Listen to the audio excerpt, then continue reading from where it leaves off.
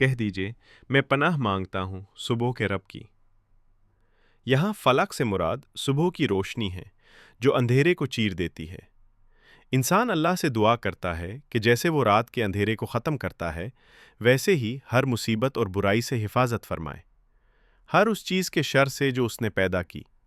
اللہ کی ہر مخلوق میں خیر بھی ہے اور بعض میں آزمائش یا نقصان بھی ہو سکتا ہے۔ بندہ اللہ سے ہر طرح کے ظاہری اور پوشیدہ شر سے پناہ مانگتا ہے، اور اندھیری رات کے شر سے جب وہ چھا جائے، رات میں خوف، چوری، نقصان اور برے خیالات زیادہ ہو سکتے ہیں۔ یہ آیت اللہ کی حفاظت طلب کرنے کی تعلیم دیتی ہے، اور گرہوں میں پھونک مارنے والیوں کے شر سے، یہ جادو کرنے والوں کی طرف اشارہ ہے۔